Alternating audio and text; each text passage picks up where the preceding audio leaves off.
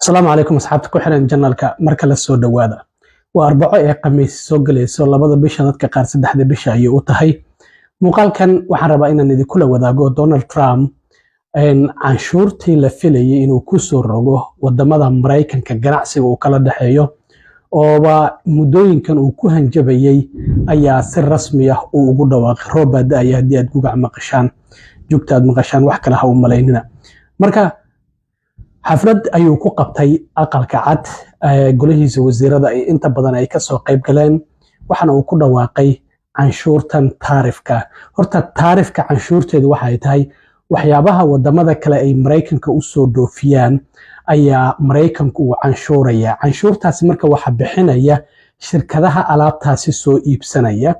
markaas kadib shirkadahaasi markay alaabta soo iibsadaan oo iyagu canshuurta ay siiyaan wadamadaasi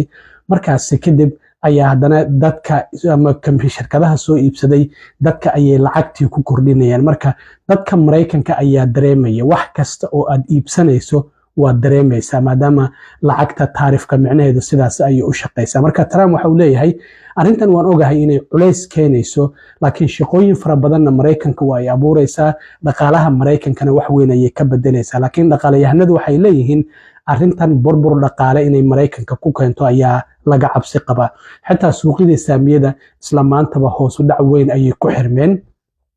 markii Trump uu ku dhawaaqay Trump maanta wuxuu yiri waa maalinta xorriyadda waa liberation day marka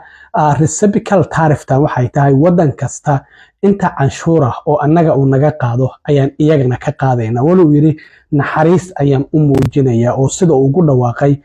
Trump wareegta uu saxiixay oo dhaqan galaysa caawa saqda dhexe hadda maalmihii u dambeeyay dadka Mareykanka oo baabuurta meelaha lagu iibiyo aad ay u iibsanayeen sababtu maxay tahay 25% ayuu ku soo rogay baabuurta dibadda wadanka dibadiisa ka imaanaysa oo waxa uu yiri arrintaasi micnaheedu waxa ay tahay in baabuurta xitaa baartiska alaabta baabuurtaasi haddii xitaa wadanka dibadiisa ay ka imaanayso iyo gaarigaba hadduu ka imaanayo 25% taarif ayuu ku soo rogay arrintaasi micnaheedu waxay tahay waxaan doonayaa in dadku baabuurta Mareykanka in lagu sameeyo baabuurta Mareykankana ay iibsadaan marka Trump maalmahanba waa uu ku hanjabayay arrintan horey waa kii wadamada Canada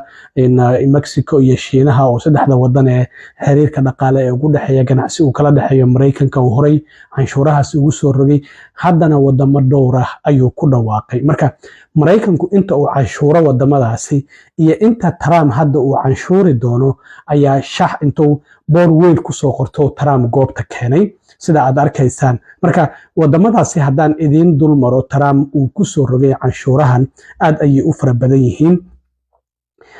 marka hore haddii aan ku bilaabo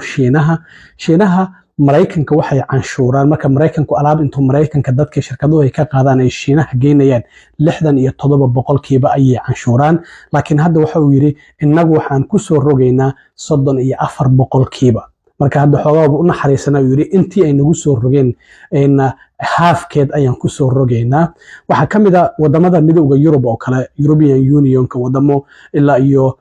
dhowr iyo 20 wadan waaye san filayo hadiiba aysan ka badnayn 39% ayay canshuuraan uu yiri alaabta inagu aan geeyno annaguna waxaan canshuuri doonaa 20%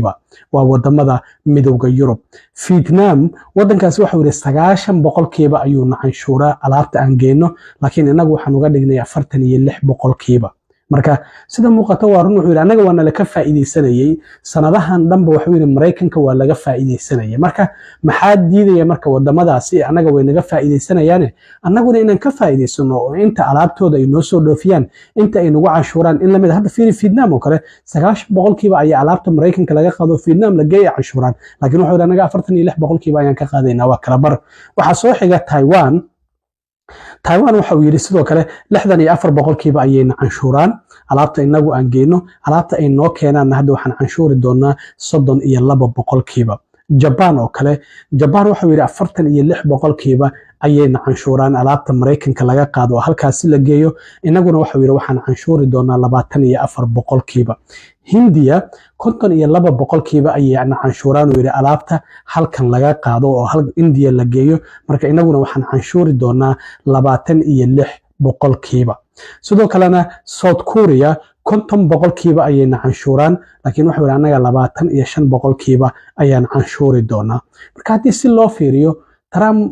inuu saxan yahay ayuu muuqataa maxaa yeelay wadamadan alaabta Mareykanka laga qaado lacag fara badan ay ku canshuuraan marka iyagana maxaa diidaya alaabaha Mareykanka ay keenayaan in intaasi in lamid ah ama in u dhow la canshuuro marka haddii si loo fiiriyo Trump wuxuu yiri waa nala ka faa'iideysanayay waana runtiis laakiin arrintan intii hal mar uu dhaqan gali lahaa waxa dhaqaalayahanadu ay leeyihiin waxa fiicnad in wadamada uu kala qaybiyo oo kuwaba qaar uu ku soo roro laakiin Trump wuxuu yiri hal mar ayaan arrintan dhaqan galinaynaa labada bisha wasaqda dhexe ayay dhaqan galaysaa sidaas qaarkoodna shanta bisha ayay dhaqan gali doonaan marka sidaas ayuu Trump yiri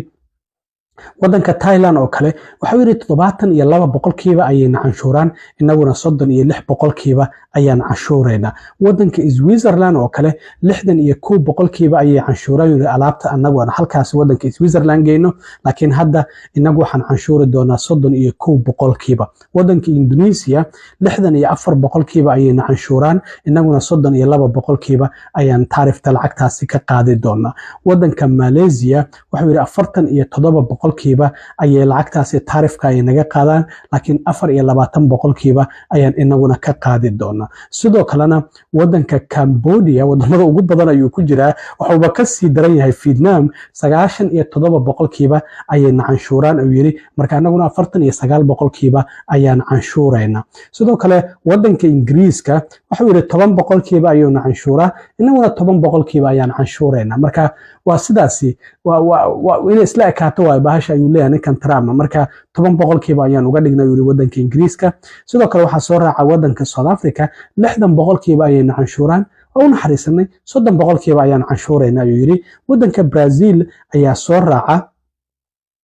Brazil 10% ayay canshuuraan wuxuu yiri anaguna 10% ayaan canshuureynaa halkii ay noo joogeen uma dhaafayno sidoo kale wadanka Bangladesh wuxuu yiri 74% ayay canshuuraan inaguna waxaan canshuureynaa yiri 37% wadanka Singapore sidoo kale 10% ayay taarif naga qaadaan inaguna 10% ayaan taarif ka qaadaynaa waxa sidoo kale soo raaca Israel wuxuu yiri 33% ayay taarif canshuur naga qaadaa marka anaguna 17% ayaan ka qaadaynaa sidoo kalena Philippines 34% ayay taarif nagu sameeyaan anaguna 17% ayaan ka qaadaynaa wadanka Chile iyo Australia waa isla mid labadaasi wadan min 10% ayay Mareykanka canshuuraan Mareykankuna wuxuu anaguna 10% uma dhaafeen Australia waan sheegay Pakistan oo kale 58% ayay canshuuraan ayuu yiri sidaas darteed inaguna uma dhaafeen 58 maadaama ay Pakistan canshuurto 29%